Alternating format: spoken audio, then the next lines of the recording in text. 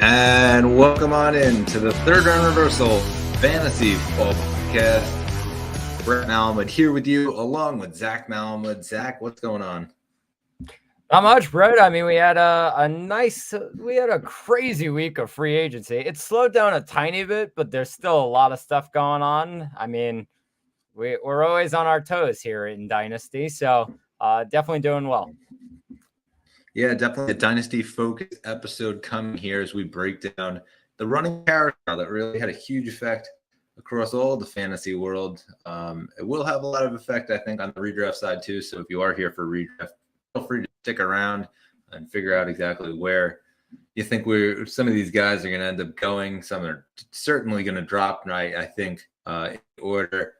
Go check out some of our other episodes. Subscribe to us on YouTube, wherever you get your podcast. Give us the thumbs up. Last week, we broke down the quarterback free agency carousel, which seems to ever be changing because we'll get to our first newsworthy thing here. And it is that Justin Fields has been traded to the Pittsburgh Steelers. Zach, this was a long time coming where we weren't sure if they were going to keep Fields and go out and pick another position up in the draft. The Chicago Bears picking first overall, whether they were going to trade down from the first overall pick and recoup some assets, keeping Justin Fields around, or they were going to go with Caleb Williams and ship Justin Fields out of town, or have him sit in front of Caleb Williams, which was going to be the least likely of those options. So they take the option. It seems like they're going with Caleb Williams. They sent a huge contingent to his pro day earlier today with noted newly acquired wide receiver Keenan Allen, who we're going to talk about next week on our receivers episode. But he was there and dapped them up and, had the whole big contingent of coaches and staff that were there from the Chicago Bears. So it really looks like Caleb Williams is going to be the future number one overall pick in Chicago. But they ship out Justin Fields to Pittsburgh. So let's break down at least that part of that, and we'll get to the draft part when we get closer to the draft. That came away for pretty much nothing. 6th round pick, didn't really know that his price was going to be that low. Now he goes into a situation, though, where he's going to be with Russell Wilson. What are your thoughts just on the two of them, and then Fields' value from a dynasty perspective alone? So, I mean, as a Fields owner myself, I was very happy actually that he got traded in the end, because I mean, he was not getting that playing time with Caleb Williams there. He probably would have sat behind Caleb Williams. And, I mean, if you're the Bears, you'd probably be fine with that. It's better than giving him up for basically nothing. I mean, they got a 6th round pick that could be a 4th. That's basically nothing, Brett, for a guy that they drafted in the 1st round just a couple of years ago. So I think on the Bears' part, it was horrendous. They definitely did not handle this the correct way. And for the Steelers, you're set. I mean, you got Russell Wilson now, maybe a year, maybe 2 years. We'll see how it goes after this season. And if for some reason after a year you're just not feeling what's going on with Russell Wilson, then got a perfectly solid NFL quarterback in Justin Fields that you can teach him a little bit for another year, and it's basically fine. For Fields' dynasty value, I think it drops just a tiny bit because, I mean, we're talking about a guy who last year we were saying, oh, wow, this guy in redraft could be a top 10 quarterback in all of football just because of the mobility that he brings. He can pass if he has the weapons, but really his legs are the biggest things. And I think looking at it, a guy that was a top 10 quarterback, people said to start the year last year, now going to be a backup, it takes a hit in his dynasty value. I would not panic whatsoever as a Justin Fields owner. I'm somebody who, I mean, I have Justin Fields. He's my 2nd quarterback. I don't have a 3rd quarterback right now. I'm planning on drafting one. That's the kind of tough situation that you're in a super flex. However, wouldn't panic just yet. I think Justin Fields has a long career left ahead of him, and Pittsburgh, it could be within a year or two that he's starting for them. Yeah, I agree. I think that, listen, his value before this trade, like he probably still was like that middle of the pack quarterback. And if they did him to Pittsburgh and automatically like called him the starter and Russell Wilson wasn't there, or Russell Wilson was going to be his backup and they came out and they said it, we're talking about like a top 10 quarterback, just based on what he'd be able to do there. And as far as the assets, the ability to run, all of those things that it looked like Pittsburgh was looking for in their quarterback. Now they come out and flat out say Russell Wilson's going to be the starter. I think that tanks his value quite a bit from what it was. Again, I agree with you. I think that they're going to be chomping at the bit right here. The NFL fan never really gets patient at all. It's a very impatient bunch. And so, I imagine Russell Wilson week 1 throws in the interception and all of a sudden they're chanting Justin Fields, Justin Fields. Like that's going to happen. And you are sort of expecting that to happen. Fields obviously dynamic player. And so I agree with you. I wouldn't exactly, go out and just get rid of him. I also am a little concerned just from the standpoint of he's not going to be the backup. Russell Wilson, like you said, though, it could be a year. Russell Wilson just turned 35. And so, he is getting there in the age. And so for them to be able to grab Fields, probably keep him on the roster for the year, hopefully be able to sign him to an extent that's not a $40 million a year salary, and that's sort of where they go. I think that's the more likely route. And so sort of setting themselves up for now and the future by going out and getting Justin Fields to sit behind Russell Wilson.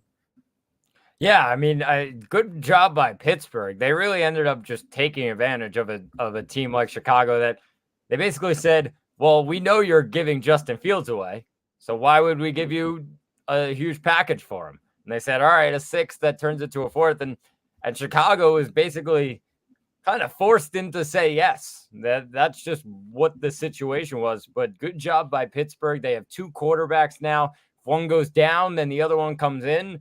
I mean, they're in a very good spot. A team that a lot of people were saying was a quarterback away since Big Ben retired. And they have the talent on defense. They just need to figure things out on offense.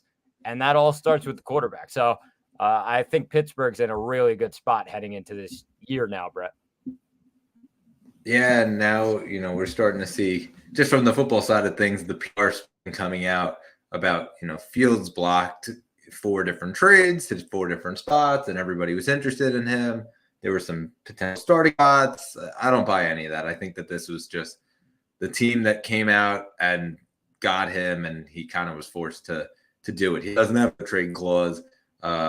He is just a couple of years into his NFL career, so I don't really buy any of that.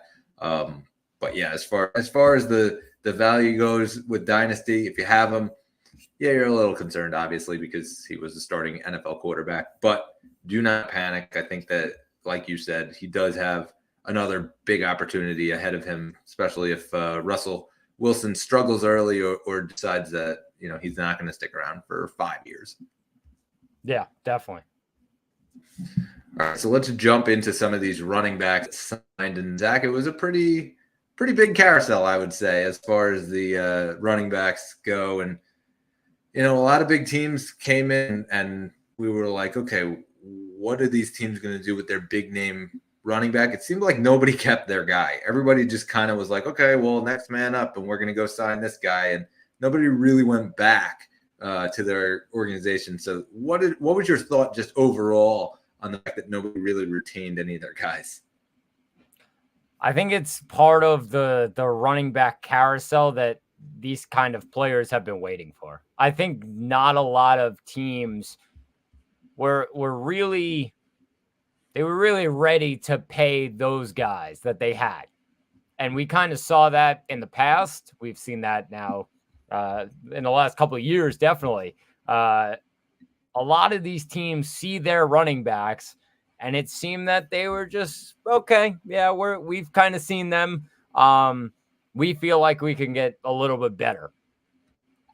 Maybe those teams are wrong, but I feel like that's the kind of situation. There's only a select few amount of running backs in football where the team said, all right, we like our guy, let's re-sign him.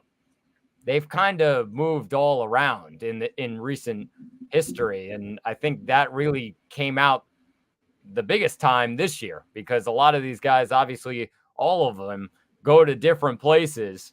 And it's hard to see these teams really sticking with their guys after a couple of years. I think they see their guys for a couple of years and they want something different. I think that's maybe just the reality in the NFL and the running back position right now. Yeah, to me, it really just spoke to, this new NFL of going by committee, these two-headed, three-headed monsters, and that's sort of how these teams are building out their running back rooms. I also thought it was sort of interesting just from the dynasty standpoint that you probably can devalue the running back position a little bit more, I think, than you could even 2 or 3 years ago. I think each year it's starting to get devalued a little bit more because you could go out and grab a bunch of guys in a startup draft, but in just a few years, they might be on a completely different situation with a completely different organization. You don't know if they're going to be the workhorse back or if they're going to be the third guy on a three-headed monster committee and barely get any touches, just get the goal line touches. Like, we don't know. I think it's so unknown with the running backs. And so, yeah, I think if this free agent frenzy taught me anything as far as the running back position goes, it's, don't exactly throw all of your eggs in them for the dynasty standpoint on the running backs. Yeah, I think that basically tells you all you need to know there. And I feel like it's different with like the top level guys that you really see, because I mean we've talked about more recent guys, a guy like Jonathan Taylor. Of course, you could mention Christian McCaffrey. He's a little bit older, but a guy like Bijan Robinson, like those kind of guys, you feel like they'll probably be in a spot for a while because their teams just won't want to give them up. There's a select group of guys that you can really see that. I feel like one of them, some people put them, and we'll get to him in Saquon, but I feel like because the Giants just were not successful, that got him out the door. That is something like that definitely leads a guy out the door. But if they're in a successful situation, a good spot, why would a team give them up? Yeah, it sort of reminds me of like with the Christian McCaffrey deal where he kind of didn't want to stick around and be in that. All of a sudden they shipped him out to a place where he's obviously been pretty successful in the few years that he's been out there in the Bay Area. But let's jump right into this. Obviously, tons more to talk about as we approach draft season. I think that some of these running backs, obviously this is not a huge year for running backs in the draft. And so I'm curious to see how far a lot of those running backs fall now in dynasty leagues based off of what we just witnessed over the last week. Let's jump into our first guy here, Austin Ekeler. It was a huge name going to Washington. And Zach, I think that this was, a kind of shocking thing that we saw because it was Austin Ekeler and he wasn't really getting the money that an Austin Ekeler would get. He gets 2 years, $8 million total, $8.3 million total across the 2 years. And so, he's making $4 million a year. And I think that, again, that goes back to just overall and what's broken at the position. Whether CBAs change that or whatnot remains to be seen. But as far as the fantasy thing goes, Austin Ekeler is now in a committee. I don't know how much value he's going to have as far as it goes with him competing with Brian Robinson, because I think Brian Robinson towards this back stretch of last year really proved he could be a really good fantasy asset. What are your thoughts on the committee here now?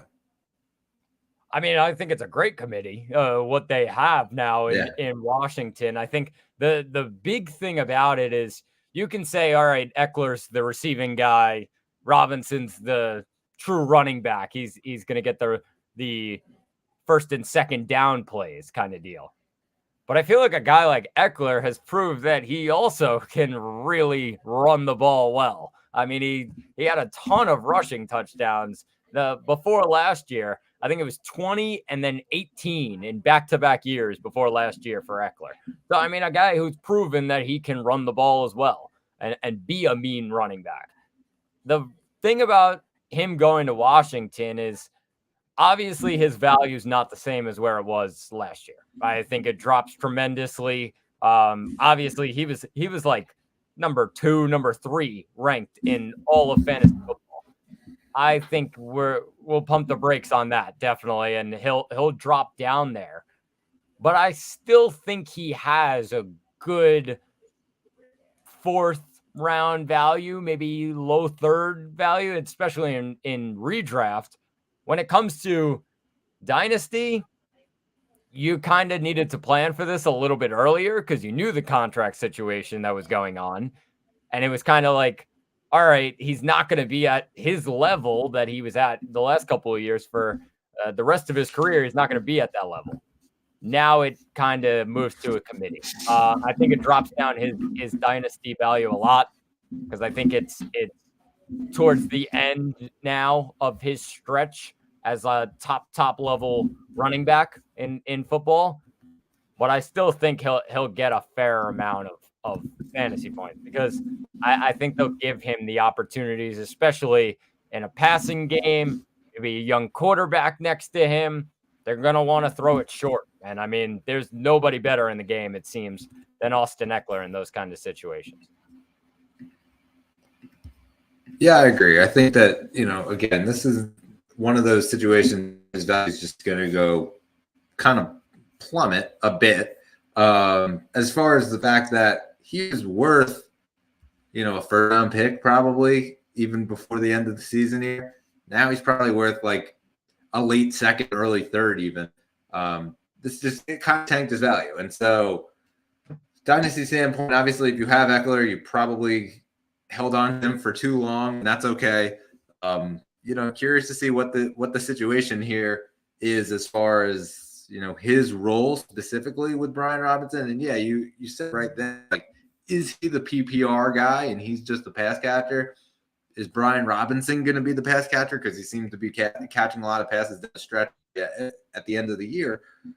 I don't know. Are they just going to basically ride a hot hand like some of these teams have talked about? Like, hey, you go in, and then if you're not feeling well, then we're going to go to this guy. And that's sort of what we saw in Detroit down the stretch of the year, where they kind of got away from Gibbs being that pass catching guy and Montgomery being the guy who's just going to pound it. They sort of got away from that those last couple of weeks, and it was the ride the hot hand. But shout out to the Lafayette Tree Frogs here, and just to give a quick shout out, who gave up a first round pick and Zay Jones for Austin Eckler in a third in our league. It was a big return, and now it looks like it's going to be one of those. Yeah, the value is not exactly going to be worth what he got. So his return on investment, not so much. However, listen, we're going to compare last year to this year. Like, he was trying to go for a run, and that's okay. Win now teams, and that's the risk, I think, of making the sort of trip as a win now team, is especially at a running back position, you kind of have that potential to crash and burn. But yeah, I think that Eckler, he's a good running back. He's still very talented. A lot of talent. Washington hasn't had that much talent come into a room that desperately needs it. We saw last week Sam Howell gets traded to Seattle, so they're going to pick a brand new quarterback.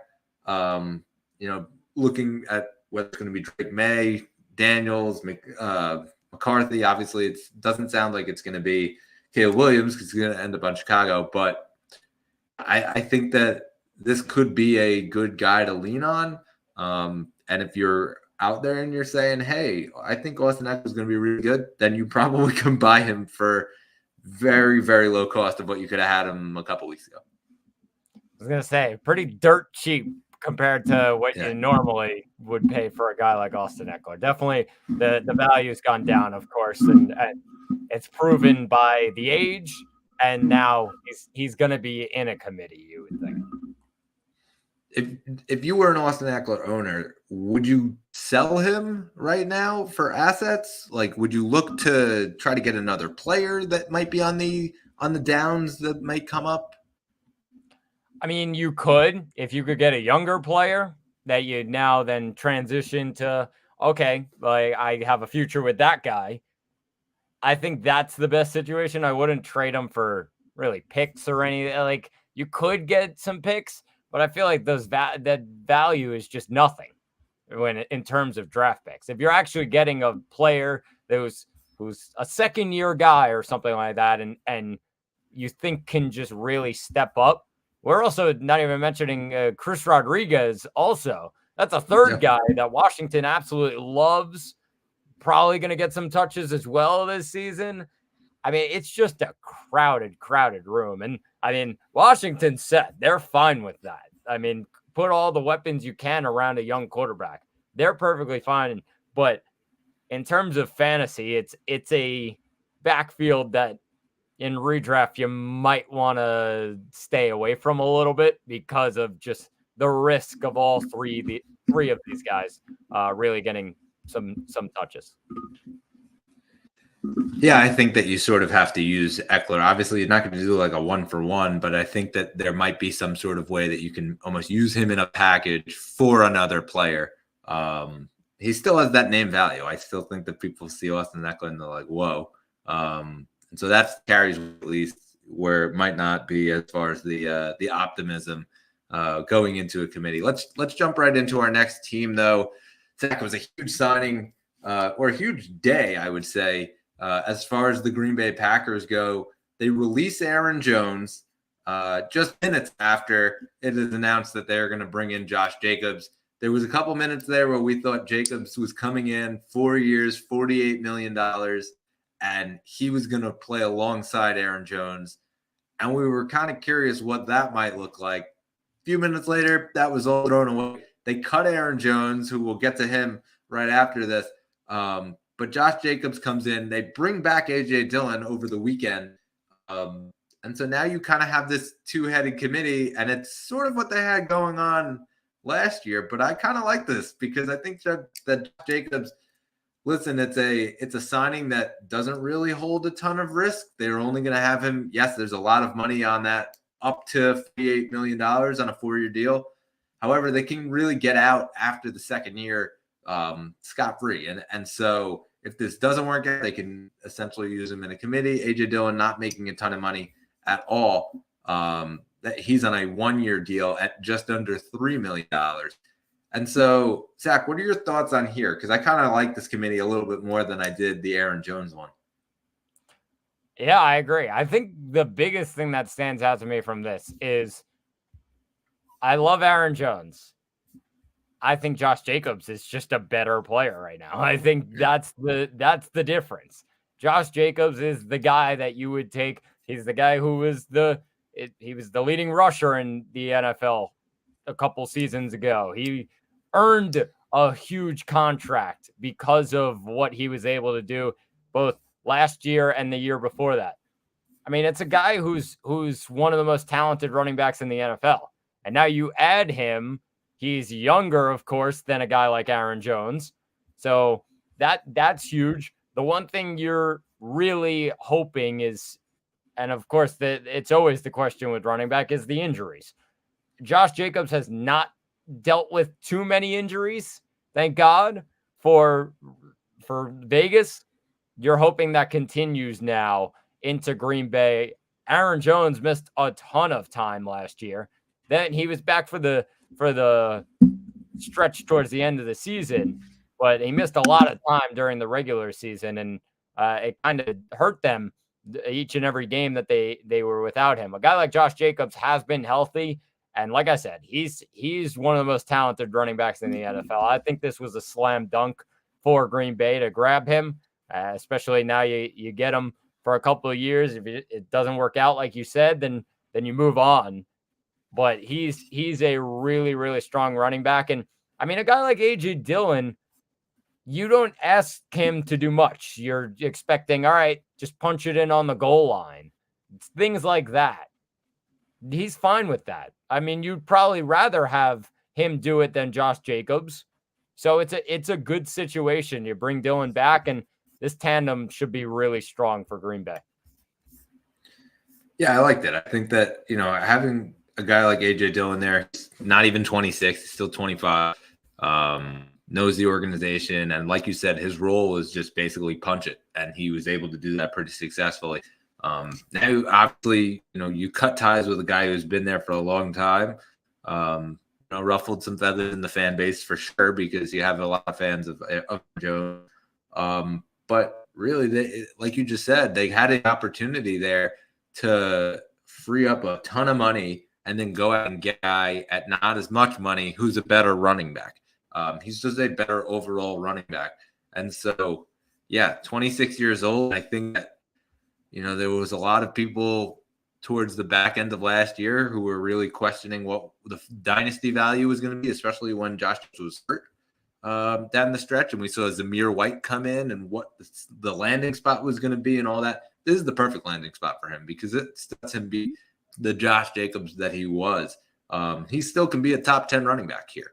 I think that much is sure. And, the ability to still be able to pass catch, I think, is a very helpful thing as well. Obviously, a young, growing offense in Green Bay. We saw them, knock off a team in Dallas. And so, to me, I think this is perfect. This is just a really good landing spot for him. And any Josh Jacobs owner has to be thrilled that he landed with the Green Bay Packers. Yeah, definitely. A great situation. And yeah, you said it. If you're an owner, I mean, you're very happy because it's a winning team. I mean, he should be really, really suited up for Green Bay. So it should be good. All right. So a guy who caught a lot of buzz in New York and Philadelphia and nationally is Saquon Barkley. He throws in his blue and red. He takes out some green and white, signs with the Eagles. And Zach, this was probably the biggest of the free agent signings just from the NFL standpoint. He signs a 3-year deal, $37 million, 26 of it guaranteed. And so he high paid running back to come off the board in this free agents frenzy. This just was a huge signing as far as an NFL standpoint. They go out, they get a proven running back. Obviously, last year we saw DeAndre Swift and the things that he was able to do, and they sort of were coming through with the committee in the first hand where they had Rashad Penny, they had Boston Scott, they had DeAndre Swift, and you didn't really know which way they were going to go. They seemed to lean on Swift pretty heavily, and obviously he moves on pretty quickly in the free agent process, so they go out and they get the top guy out there, really, in Saquon Barkley. This is an interesting one from a fantasy perspective because, yeah, he still has the tools to be able to do it. Yeah, he still has the ability to be a top 10 running back. However, I also know that Saquon was really, really good within the red zone for the Giants, and he was always going to be that reliable. He had that very, very high floor, and you knew what you were getting each and every week. I don't know that you really get that with the Eagles, and the reason is because you have so many weapons there, and we sort of saw that with Swift last year. There were games where he sort of disappeared from the fantasy radar, and it was because you had guys like Devonta Smith going off, you had guys like A.J. Brown going off, Dallas Goedert went off, and oh yeah, they have a guy who likes to run the ball as a quarterback in the red zone and steals touchdowns from his running backs. So at a time with Miles Sanders a couple of years ago. That's where I think that this is really going to hurt Saquon's value. Yes, he's still going to be that elite top 15 for sure. Top 10, we'll see. And if all goes well, he'll be at that back end of that. I think that that's where he sort of comes in, back end running back one for me. You took the words out of my mouth, Brett. I think looking at Saquon overall, it's a great situation because these gonna win. They're gonna have a really, really good roster. They got a lot of guys that they can really rely on. The one thing is the volume is definitely gonna go down because it was in the Giants offense, it was all about Saquon. All about Saquon. Whatever you do, just get the ball to Saquon. Now it's, you could get it to A.J. Brown, you could get it to Devonta Smith, you could get it to Dallas Goedert, or you could give it to the quarterback in Jalen Hurts, let him go, or you could give it to Saquon Barkley. There's just so many options there, and I think that's going to hurt his value just a bit. I would say in redraft, I think we see a lot of those running backs in maybe the mid to end of the second round, usually in 10 to 12 team leagues. I think that's right about where he is. There's going to be people that draft him in the first round. Don't fall for it. You grab your guys, and then if you get a guy like Saquon, of course, grab him. At that point in the draft, he's a really rock solid slam dunk running back for you, and he can get a lot of fantasy points. It's just about the volume's going to drop just a bit, so we're not going to see top level Saquon although this one's going to be really, really strong. And this offense moves well, so that could also help his cause for a fair amount of fantasy points, especially when it gets to inside the 10 and stuff. I know Hurts loves his Philly shove, but I think it's just Saquon's going to get his touches, and you know he is. Yeah, clearly. I also think this is one of those situations where in the offseason we have some of these players that get way more hype than others. You could potentially get a huge haul if you were to have inquired about trading Saquon Barkley off of your team. Multiple players, draft picks. Obviously, we're heading into draft season, so draft picks seems to be the thing that everybody wants to trade, and they want to get established players for them, and they want to be able to do that. I think that that's probably the route I would go if I had Saquon on my team, looking to get younger, looking to get more assets. If it was a rebuilder, he is 27, so that cliff does hit around the 28 to 29 range as far as the running back goes. It's been historically proven. I'm not sure we'll see that right away with Saquon, but eventually, yeah, I think that towards the end of his Eagles tenure, we might start to see the wear and tear hit. Yeah, adding on that quickly, it's a guy who we've seen the injuries. We've seen him in the past. Yes. Hopefully they don't come back. We're not hoping that it comes back for him. We're hoping that he's healthy, but it's just the reality. I mean, it could happen, and he's getting up there in age now, so you got to start thinking about it. You keep it on the radar. It's a great system he's in right now, but he's got to stay healthy. That's number one for a guy like Saquon. So one of the big surprises of free agency was that the Dallas Cowboys didn't go out and re-sign their big name guy. It was Tony Pollard. So he says, "See you later. I'm going to Tennessee to join the Titans." And this was a big shock. I would say I was very shocked when I saw the landing spot for him that he was going to Tennessee. He's now going to join a committee with Tajay Spears. Zach, I really like this committee. From an NFL standpoint, I think that there's the opportunity that they can, wine and dine as far as the, who rides the hot hand. That's sort of where I really see this coming in. I don't know what I feel as far as the fantasy implications of it. Obviously, like Tony Pollard's going to take a little bit of dip. Obviously Tajay Spears is a bit better than what he had going against Rico Dowdle. And Deuce Vaughn out there in Dallas. But, I still really like the landing spot. I think that it's not going to take a huge hit. I think that the committee definitely is going to impact him, though. Yeah, so the thing about Pollard, I mean, you kind of, if you were a Pollard owner, you knew he was going to take a hit after last year. Everything that went on last year. He was the most inconsistent running back, it seemed, because he just could not do anything when it came to the red zone. They couldn't figure it out. He didn't get a lot of touchdowns. You knew the value was going to drop then. I don't think it dropped any further because he went to Tennessee. I think it's just where it is. You kind of know what you're getting with a guy like Tony Pollard. Of course, now you're going to want it to be a lot better than it was in Dallas because it really couldn't get much worse at the end of last year. That home stretch at the end of the season was awful. But now in this offense, it's a little weird for me, Brett. I like it, but it's a little weird because I feel like guys like Tony Pollard and Tajay Spears, correct me if I'm wrong, are kind of the same player. They are elusive backs out of the backfield. They can pass, they can run. They're a little bit bulky that they can run through guys. They're kind of the same player. So that's a little weird to me. However, I think in a committee, you really figure out who's the one, who's the two, who's this guy, who's that guy, what their role's going to be. And I think we're going to see that as time goes on down in Tennessee. I think this offense is ready to roll. I really am confident in this offense. They bring in the Bengals offensive coordinator, now their head coach, and of course, Will Levis running the show. And we saw some great stuff towards the end of the year from Will Levis. So I'd be very hyped up if I'm a Titans fan. And I think this backfield, they can really work on stuff I don't think it takes a huge plummet because I think it just could not get much worse for Pollard at the end of last year.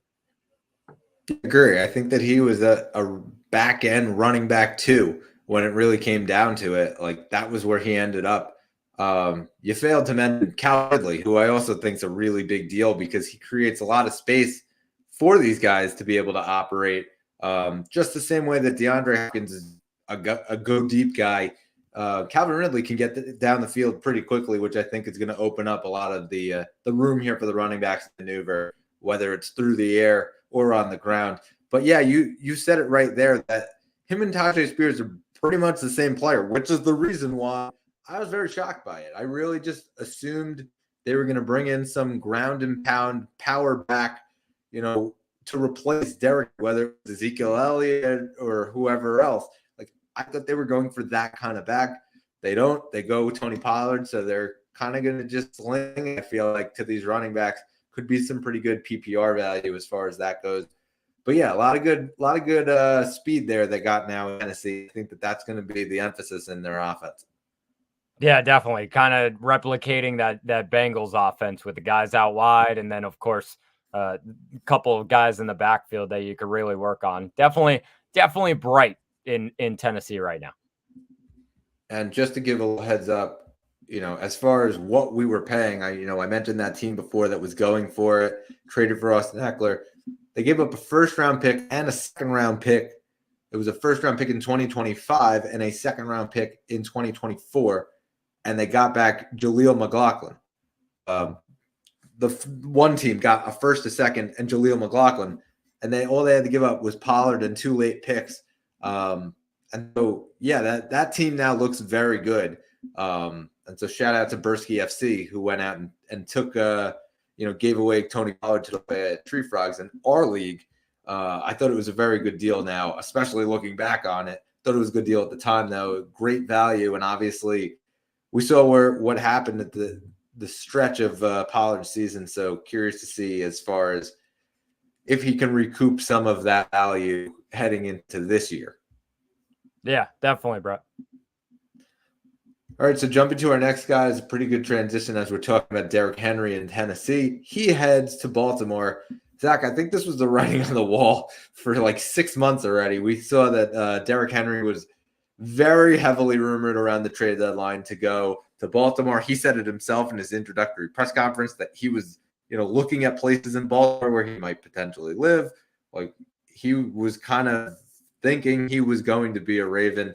He waits a couple months, obviously, past deadline, and now he's finally there in Baltimore.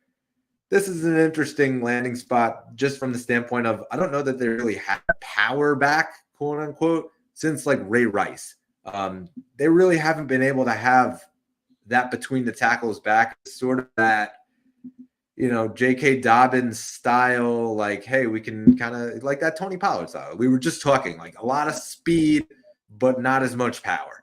I think that this will change that a lot. We don't know about J.K. Dobbins and where he's going to go. He's still free agent out there coming off the ACL. I'm guessing that they're going to try to go out and get him again. If not, it's going to be Keaton Mitchell, it looks like, behind him. But yeah, Derrick Henry, I love this signing. I think this is going to give a whole new element to them. Right now, they haven't gone out and gotten any wide receivers, which is pretty interesting. So it's right now just bare bones at the moment. We got Zay Flowers, Rashad Bateman, and Nelson Aguilar. And so, yeah, I like this. At the moment right now, I think it's a very, incomplete offense in Baltimore. So you can't totally judge what is going to be Henry's value. I think that obviously it's going to be a bit of an uptick from what it was last year. If he can stay healthy, I should say, disclaimer, if he can stay healthy. But yeah, I like the landing spot because Baltimore obviously leans into the run quite a bit. And this is a guy who just knows how to run, plain and simple. Yeah, I like it a lot, Brett, because of obviously the pairing with the quarterback, him and Lamar, just right next to each other in the backfield. I think the big thing about it, and I'm kind of going to compare it to a team like Arizona, who we kind of see struggling a bit when it comes to their offense. That's a team that Kyler wants to run the ball, but they focus on throwing the ball. They want deep balls downfield. They have James Conner, but they focus on throwing the ball. If you're Baltimore, why would you not just keep running the ball? You got Lamar Jackson and Derrick Henry just absolutely trucking through people, juking around everybody. Just give them the ball. You have Mark Andrews and Zay Flowers, really, if you need some guys on the outside. But this offense, I think this offense should probably be like 78% run, 22% pass, Brent. Because who's going to stop them? There's not many teams that are going to stop them. They have a great offensive line again. They signed a couple guys. Now they have Henry and Lamar in the backfield, and it all depends on Henry's health. Yes, that's the big thing. He's getting up there in age. Injuries will come. Hopefully, they won't limit him. I think the big thing of that, though, is they should just run the ball down people's throats because I don't know who's stopping them with those two guys. Yeah, what is kind of interesting, and you just sort of alluded to it, but they actually lost a couple offensive linemen. I'm guessing that they're going to try to go line in the draft, but Kevin Zeitler, their starting tackle, he goes off to the Lions, Detroit, and then they lose John Simpson to the Jets. And so, yeah, if they can replenish that line, they have a ton of young guys right now. It looks like everybody on their team sitting at the second spot, now first spot in the depth chart, is either 26, 25, or 24. And so, yeah, they did a really good job of being able to let those guys leave for money because they've already kind of figured out how to make an offensive line factory. And so, in the same way that Baltimore's done it for years, they keep rolling with it. So, yeah, I like it as long as Derrick Henry can stay healthy. Like, it'll be a really good landing spot. Also, should be noted that about an hour ago, ESPN's Adam Schefter said that Cowboys free agent Michael Gallup is scheduled to visit on Thursday with Baltimore Ravens. So let's say they go out and they get Gallup. Like, I don't know that this wide receiver room is really going to, move the needle. Going from Odell Beckham to Michael Gallup, like, yeah, Odell name value, he's up there. But as far as the wide receiver tech, he was amazing. He just wasn't last year. He was a role player. I think this is the year that actually Isaiah Likely might take a step forward and get a lot more 12 formation, and they throw Andrews and Likely out there on the field at the same time. Yeah, and definitely. that allows them to run the ball too. Yeah, definitely. I think just looking at it, they also, when it comes to the offensive line, they had a couple injuries for those young guys, so that helps them. Now those guys get healthy, then they come in. So you said it, they become a factory. A lot of those guys are probably ready to go as starting offensive linemen. They're that good, and they draft that way down in Baltimore. So they're set when it comes to that. I agree that we could see a jump in Likely, because I feel like it's just Likely, Andrews, and Zay Flowers, and anybody else after that, the Aguilars and the Batemans, you're getting what you get. That's about it. And it'll probably be the same for a guy like Gallup if he ends up there. Yeah, we're starting to see those teams that are just honing in on trying to create these factories on the line. Offensive line, always Pittsburgh, always Baltimore. Defensive line looks like the Jets, looks like, the 49ers. Those are teams that are just continuing to replenish the line. And this is working out in their favor because obviously, yeah, you lose two starters, you can throw those next guys right in there. You've trained them up. All right, let's jump right into our next guy here. DeAndre Swift. He signs with the Chicago Bears. Zach, this was the first thing, I believe, of anybody in the free agent frenzy that we really heard of. He heads to Chicago, a 3-year deal, $24 million, 15.3 of it guaranteed. And it's a good signing. Listen, I think that as far as the talent goes, Swift made his case that he could be a proven starter. However, now he sort of puts himself in the bit of that three-headed committee we saw last year. Instead of Deonta Foreman, it's going to be DeAndre Swift.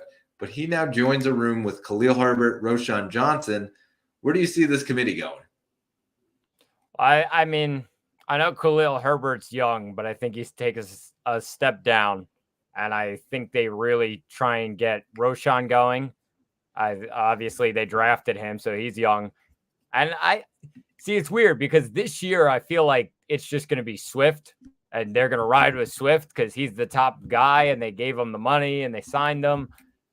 Problem with Swift is, once again, like most running backs, health. I mean, this is a guy who he had finally, he had a year where he didn't deal with injuries last year in Philly. I think he had one game that he missed. Maybe that was it. That's great for him. I think if he keeps that going, then his value continues to rise. I mean, it's a guy who's young. He's not too old in age, and I think he could be a really, really talented player in this backfield. It's a team that kind of wants to run the ball. They have the weapons, but they also like to rely on their running back to take some pressure off their quarterback a lot of the time in Chicago. So I'm looking at it. I like the deal for Swift. I think he could be closer to that lead guy.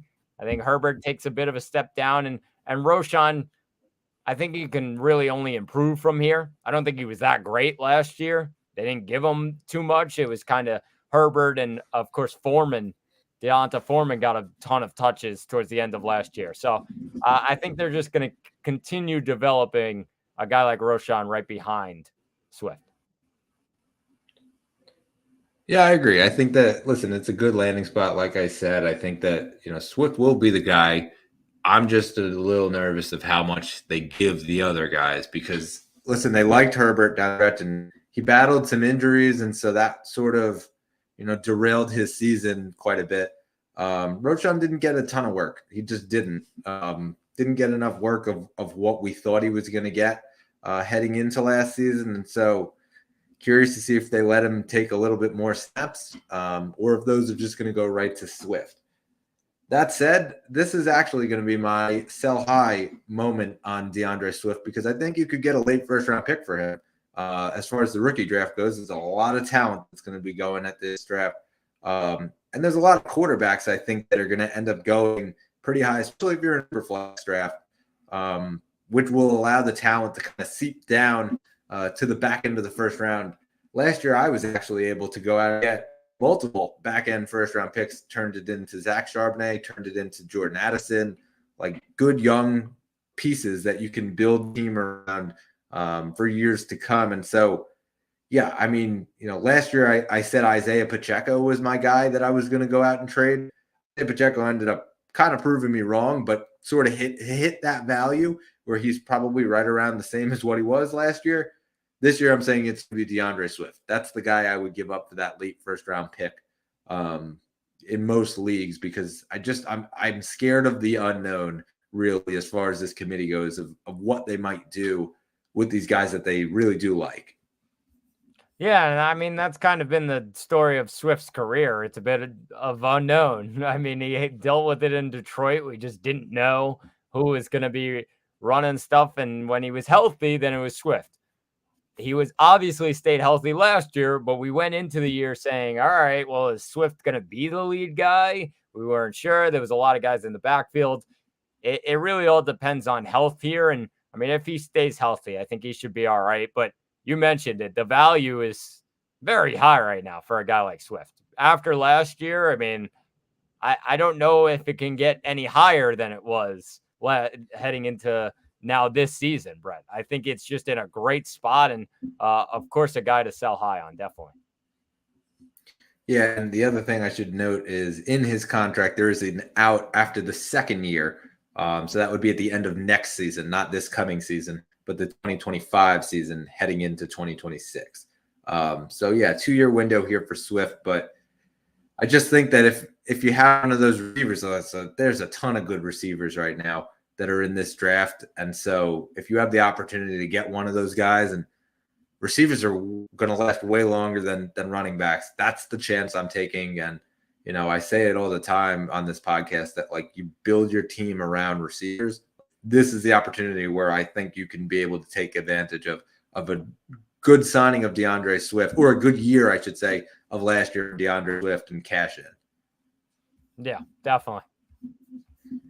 All right, so jump into the next guy. It's the Gus Bus signing with the Los Angeles Chargers. He goes from one Harbaugh brother to the other. A little bit of sibling rivalry, stealing the secret weapon from the other one. This one, I think, actually might end up being one of the most underrated signings that they could have had. The reason is I think that this is a real big role here for Gus Edwards. And all you have to do is look at how Michigan played last year with Jim Harbaugh and just that ground and pound style of running back that they needed. And obviously they had Blake Corum last year, a bit smaller than what the Gus Bus brings. I think that really helps them here. He's going to try to play that style. Obviously, we watched 2 wide receivers go out the door in Los Angeles, in Keenan Allen and in Mike Williams. Right now they have Quentin Johnston, Josh Palmer, Jalen Guyton. That's their room. And so, yeah, you'd assume that they're going to go out and they're going to get, a wide receiver in the draft or whatnot and go a bit younger. And also I shouldn't say that they aren't out and try to get Blake Corum because, you can't really say no about that as far as Jim Harbaugh goes. He's going to try to go out and get a couple Michigan guys, I believe, in this draft. But yeah, I really love this signing with Gus Bus because I think that it's a guy you can really buy low on, who has the ability to be a just total number 1 running back with really not a lot of competition. I don't know how much competition a guy like an Isaiah Spiller or Josh Kelly is going to give this guy.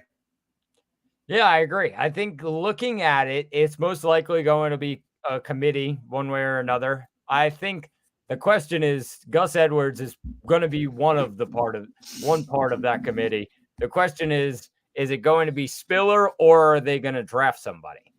I think looking at the draft there, I wouldn't be shocked if Harbaugh grabbed one of those Michigan running backs and said, "Yeah, all right, let's go. We're riding the same kind of offense."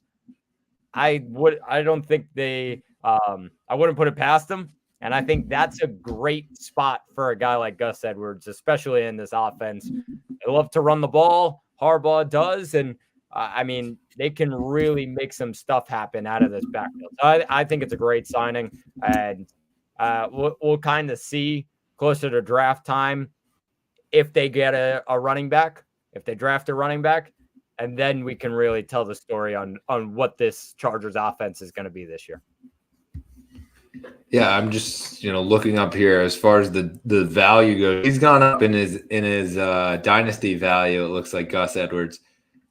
Keep Trade Cut has him at like a 2,700. It looks like 24-27. So he's right now at running back 45, which actually puts him at the value of a 3rd round pick. I would go trade a 3rd round pick right now for Gus Edwards. I think that this is a potential guy that you could go out, trade a 3rd round pick, keep him for a year. And, he's 28, so you're not going to keep him forever. But if he has a really good year, cash out on him right at the end of the year. And you're getting more than a 3rd round pick. I think it's an easy investment opportunity to go out and get a guy who's not going to have a ton of competition. 100%. All right, jumping to our next guy. We talked about him a little bit earlier, but it was Aaron Jones. He gets cut by the Packers, goes to their cross-division rivals, the Minnesota Vikings. From a football standpoint, there were a lot of angry people out there that the Packers cut, Aaron Jones. But I still think that, the writing was sort of on the wall as far as Aaron Jones when they didn't get the extension going, the entire Aaron Rodgers saga, and they sort of were at this point where they were going to start to flip the page a little bit into this new era of Packers football. So he goes in and he lands in Minnesota on a 1-year deal at $7 million. I love this signing. I just do. I think that they were at a spot where they had Alexander Mattison. He obviously didn't prove himself to be, the top tier running back. And we saw that come down the stretch. We talked about him a ton towards the end of the season on the podcast. He heads into a situation right now where his competition is Ty Chandler, Dwayne McBride. I don't know how Aaron Jones isn't going to work this back. I really think that this is an opportunity for him to earn a big deal, probably the last big deal of his career. 1 year, $7 million deal where we don't know who the quarterback is going to be. The Packers, the Vikings, they went out and they got another first rounder at the back end. So you're assuming that now with these 2 first-rounders, they're going to try to trade up for one of those rookie quarterbacks in the draft. So you have a rookie quarterback. They go out and they sign Sam Darnold as well. But really, they have Justin Jefferson, Jordan Addison. They lost KJ Osborne to free agency. TJ Hawkinson's going to miss a lot of the year early on because of his injury. So I think there's a really big opportunity right now for Aaron Jones to kind of take over. Not saying he's going to be a high-end running back 1. Don't quote me on that. But I do think that in the low-end running back 2, peg that's on him, I think he can surpass that. Yeah, I think probably a solid ceiling, especially in this offense, is a high running back 2, high-end running back 2. Yeah. I think that's a perfect spot for a guy like Aaron Jones, where you're going to see his work in the passing game, you're going to see his work in the running game. And the question is, who's going to be the quarterback? And that'll tell you how much they're really going to throw the ball. Obviously, they have Jefferson and Addison there. They're going to want to get those guys the ball. But it's sometimes difficult depending on who the quarterback is to really get the ball. So I think looking at it, if you're an Aaron Jones owner, you're saying, all right, yeah, it's a great spot. I mean, quarterback questions right now, and he's probably going to get some good touches. I do love me some Ty Chandler right behind him. I will say I'm a big fan of Ty Chandler, a guy who, if Jones does miss a couple games here and there, we saw a lot of injuries from last year, Ty Chandler can take that over easily. I think he's a very, very good stash player to hold on to, because I think he's clearly the second guy in that room and really can have a solid game when they need him to. He came in for a couple games last year and absolutely ran through the Bengals in one of those games. It was close to Thanksgiving, I think. He just absolutely had a amazing game. So, or maybe Christmas it was. So I'm just looking at it. It's a great backfield right now because Jones is going to lead the way, definitely. And it all comes down to who's going to be the quarterback. So with that being a question mark right now, it's Aaron Jones. Free Aaron Jones. They're probably going to free Aaron Jones, I think. Free Aaron Jones. That's all we can say. Free Aaron Jones. I think that the opportunity really, though, is there for him to be a workhorse back, not to get super overly excited about it. But I was really thrilled for the Aaron Jones owners when I saw where he was going, what was there, what the situation was. A really good landing spot for him. Let's talk Joe Mixon here. Joe Mixon, it looked like he was going to be cut. We saw a lot of rumors that he was going to be cut heading into the offseason. We saw, quite the windfall a couple weeks ago about him getting cut again. Didn't come to pay because a team out traded for him. The Houston Texans. They go out, they make the trade, late round pick. But now it seems like Joe Mixon's in this young, exciting offense with C.J. Stroud, obviously, Nico Collins, Tank Dell, Dalton Schultz gets re-signed. I like this signing. I think that this is going to be similar spot. I don't know that I'm upgrading Mixon. I don't know that I'm downgrading Mixon. I think he's going to end up with a similar output than he had in Cincinnati. I don't know that Dameon Pierce is going to take over like this big role from him. So I'm going to say it's going to be pretty similar to what we saw last year. Yeah, it's weird because I'm kind of curious what's going to happen with Pierce. If they're going to give him good touches, are they not? I mean, he kind of sat behind Singletary for a lot of last year, so he might be ready to go, and they might start to ease him in there. I just don't know at this point. However, what I will say is if they continue to do what they did last year, and I mean, it's just Mixon, you get a really solid upgrade here. Mixon, and people don't really realize it. It goes under the radar a lot. One of the most consistent running backs in all of fantasy football, and it's not even close, is Joe Mixon. He, every single year, will come up with a very solid output. I think he was top 15 for like 3 years straight, Brett. It's just, you know what you're going to get. and each and every year it always turned out in just solid fashion. So I think he's a running back too, definitely in this offense with upside. If they're really giving him the ball, this offense wants to move. So they're going to be moving the ball in the passing game and in the running game, whatever it is. He does have that low end RB1 upside, because it's the question of what is Pierce going to look like in this backfield next to Mixon. I think if I'm Houston, I'm going for it and giving the ball to Mixon. I think this team, they proved it last year. They're kind of ready to go, even though they're so young. They can make the playoffs easily and just start firing. So I think it should be exciting to see. Yeah, I think Mixon's value, again, I think it's going to be pretty much the same. I know that I'm upgrading him, downgrading him. I'm keeping him right there, stand pat. And, if I am a Joe Mixon owner, I'm holding on to him. I think that this will be, another good season as a Joe Mixon owner.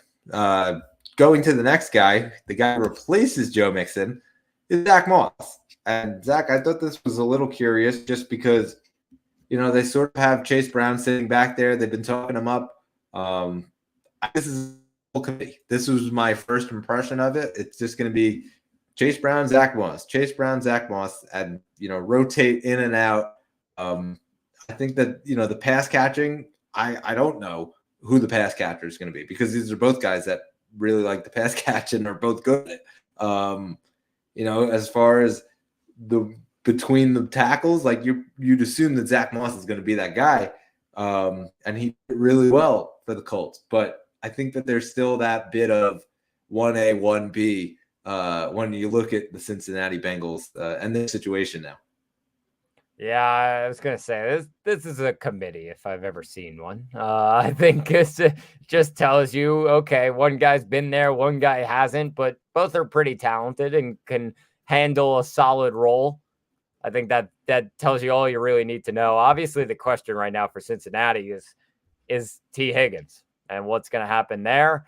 Obviously, they got Jamar Chase. They lost Tyler Boyd. I think just looking at it, T. Higgins is going to be the question mark right now. But for this backfield, just solid enough. You got two guys that can handle a nice workload. One goes down, then the other steps up. It's a 1A, 1B, like you said, Brett. All right, jumping to our next guy. It's Antonio Gibson. He heads to the New England Patriots. He will back up Ramondre Stevenson. Last year, we saw Ezekiel Elliott in a similar role. Zach, I think Antonio Gibson, obviously younger version of an Ezekiel Elliott, a guy who can really, is going to get those PPR points. We'll see a lot of that. Not as much between the tackles as a Zeke does, but a lot from the, those screen passes and things like that. I think we're going to see a lot of that out of Antonio Gibson. This is a backup play. Obviously, he's not going to be the starter. Ramondre is going to carry the load there. He's still the focal point. They didn't go out and get some stud wide receiver. We'll see what they do in the draft. If they keep Jacoby Brissett at the quarterback position, they go out, draft somebody, let him sit behind Jacoby Brissett. I think that all sort of is going to determine essentially what the value is for Ramondre for an Antonio Gibson. But to me, it's like he's a flex consideration, running back 3, I'd say, which is sort of where he was last year. I don't know that you really changed his value much. Yeah, I was going to say value hasn't changed. I think it's the same as it was last year. And the bad part about last year was that Chris Rodriguez, who I mentioned before, just started eating into that role as well for Gibson. And it didn't turn out well for him. Obviously, Brian Robinson was leading the way. If you're Gibson now, okay, you're in a better situation. You're just probably going to be a PPR guy once again. So he's a stash guy mainly. If Ramondre goes down, I think Gibson could get a nice workload for New England, especially with a young quarterback there, whoever it's going to be. That's the question mark right now. But yeah, he's definitely a handcuff guy to keep an eye on. Yeah, I think that's sort of a transition because the handcuff is the first thing that came to my mind when we hit this next guy, Alexander Madison. He goes out to Vegas. Sounds like he's going to be the backup to Zamir White. They really are high on Zamir White. Head coach Antonio Pierce comes in, gets the interim tag taken off, so he's the full-time head coach. They go out and they sign Madison to a deal that's essentially a one-year deal, and now essentially the backup. I thought immediately thought handcuff for any Zamir White owner. Try to go out and get Madison. He's not worth the ton, but I don't know that he's worth very much. He's not. He's not worth very much. I think, yeah, you said it. He's the handcuff. He's the second guy. If Zamir White goes down, it's Alexander Madison. But I mean, I love what Vegas has really done. I know they lost the quarterback and they're figuring some things out, and it hasn't been a great situation that Vegas fans are so proud of. They lost Josh Jacobs, obviously. But Zamir White looked absolutely fantastic towards the end of the year, Brett. He looked great. So I think they should be very excited about him. I think looking at it, yeah, Madison's the backup. It's clearly Zamir White's backfield right now. All right, some of the rest that are out there. Zach, we had a couple names here. Just going to read them off. Not sure if you have any comment on any of them. DJ Dallas, he signs a 3-year deal with the Arizona Cardinals. Chase Edmonds, he stays in Tampa Bay on a 1-year deal. Savon Ahmed, he stays on a 1-year deal in Miami. Dearness Johnson goes back to Jacksonville. Rico Dowdle goes back on a 1-year deal to Dallas. Trey Sermon, 1-year deal back to Indianapolis. Donta Foreman, we sort of talked about it, but he goes over to Cleveland. Terms are not disclosed at this point that we really don't know. And Naheem Hines, he leaves Buffalo and goes to Cleveland as well. Zach, you got any comment on any of these guys?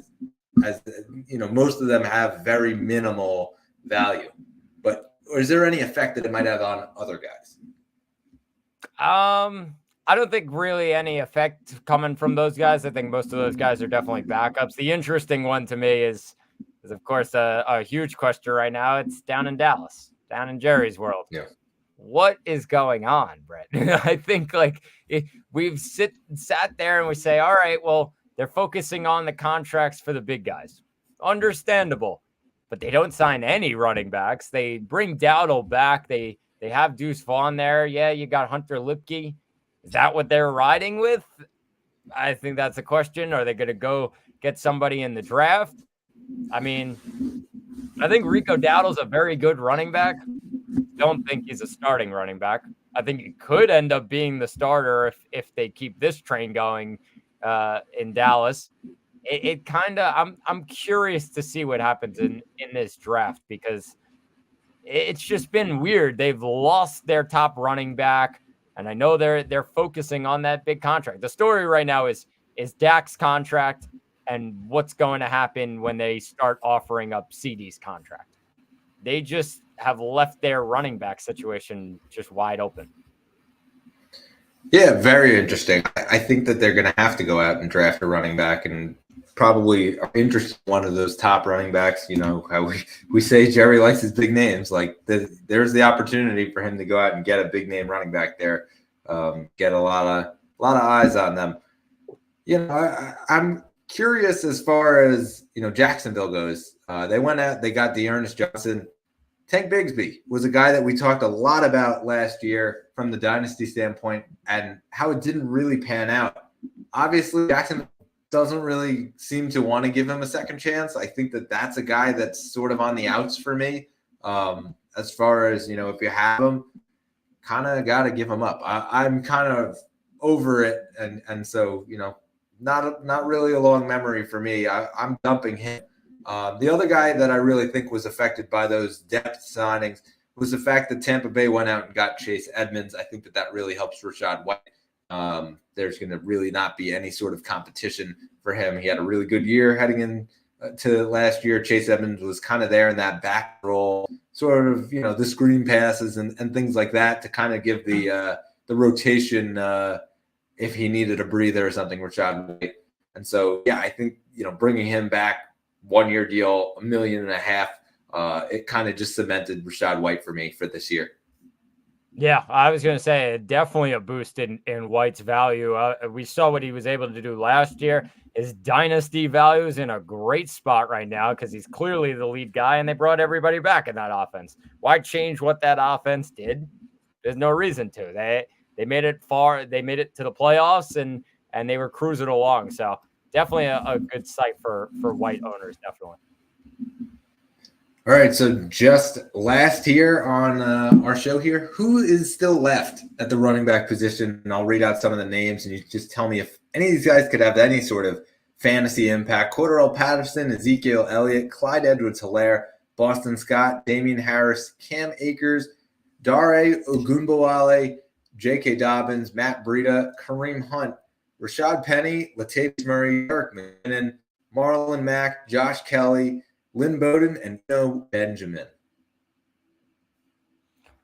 Yeah, I mean, it's a lot of names, but I think just looking at it, I think there was 3 names that stood out to me. One was Ezekiel Elliott, because I think he still has that value. I know, even though it's just, oh, well, he's old. Yeah, he's old, but he can still run the ball. I mean, he's one of the best only power 28. backs. He's out of his Zeke prime. That's what people say. Of course. So he's out of that Zeke age, and I would say he can be a really strong power back somewhere. If they need a second guy, he could be that AJ Dillon role, just jam it down your throat. He's still got that. I think there's no disputing that. The question is where he's going to end up. I think a team can really make good use of a guy like Ezekiel Elliott. The other 2 guys were the 2 Kansas City guys that you mentioned. One was Clyde Edwards-Helaire. The other was Jerick McKinnon.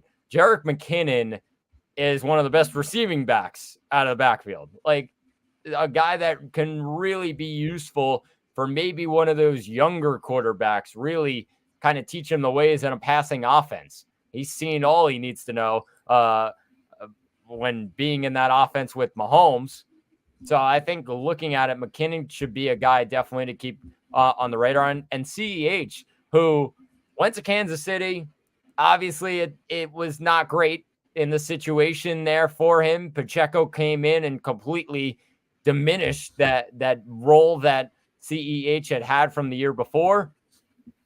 I think he could still be a solid piece for somebody, maybe a backup somewhere. Those 3 guys really, really stand out to me because I feel like the talent is 100% there for those guys. It's just about getting them into a certain situation, and that could lead to fantasy value, maybe as a handcuff or just getting involved in an offense.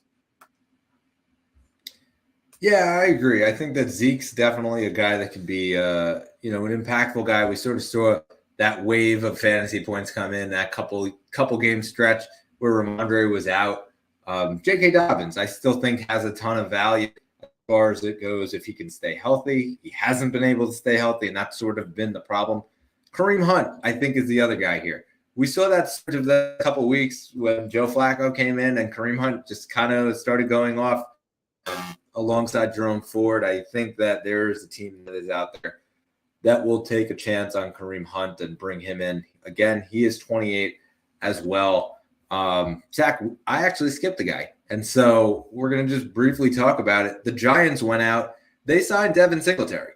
And so, the impact here, they're losing Saquon Barkley, but they go and they bring Singletary in a 3-year deal, $16.5 million. Only $5 million was or only $10 million of that was guaranteed. And so, what are your thoughts just as far as Singletary goes? Obviously, we don't know what the Giant offense is going to be. Very unfinished product as far as, receivers and whether they get one in the draft, which we're hearing a lot of rumblings about. But just for what it is right now, what are your thoughts on Devin Singletary? I think it was a great signing by the Giants. I do, because I think you saw him in a playoff offense. He was down in Houston last year, and he was leading the way. I mean, Dameon Pierce was not even close to him. They were riding with Singletary. This is a guy, I mean, his nickname, I'm close to Buffalo, not there, but his nickname was Motor because he has one hell of a motor. He keeps running and running and running. I think the big thing about that is that's what the Giants need. They got a couple of guys behind them, Brightwell and Gray right now, who are the backups. Nobody's even close to the level of a guy like Devin Singletary. I think they are just going to use the motor from Devin Singletary and just keep running them all the way downfield. I think that's the way to go. I think he's actually a really interesting guy to watch out for this year in redraft leagues. I think he sneaks under the radar because it's not the big name. It's not the big time offense. This guy could get a lot of work in this offense, especially based on he's going back with Dable once again. He knows him well. I think they can really work well with Devin Singletary. So I actually really liked it, Brett. I liked it too. I thought it was a pretty good, job as far as a sneaky signing, and it was a sneaky signing because as far as fantasy points go, Singletary was good just a few years ago in Buffalo. He just was. He was a good running back. He was the 1A to Cook's 1B, and obviously they let him out the door because they had invested a draft pick into James Cook. But yeah, now he gets the opportunity where he was in the backup role, quickly won that back. Now that he gets that workhorse back to him, and so yeah, they might go out and they might draft a guy. They might surround him with someone else. We don't know that yet, but as it stands, he's pretty good. That said, I'll give you a scenario right now. You tell me which side you would rather have. Devin Singletary or Austin Eckler? That's a tough one. Yeah. Well, this is right now. We don't know if the Giants are going to draft anybody. We don't know the situation.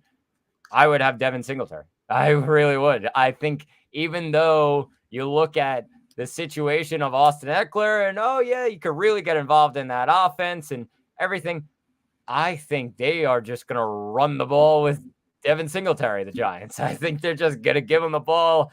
Go ahead, do what you can. And maybe you're working some plays, of course, with Daniel Jones. You get Darren Waller there. You got some young wide receivers in Hyatt and Wan'Dale Robinson.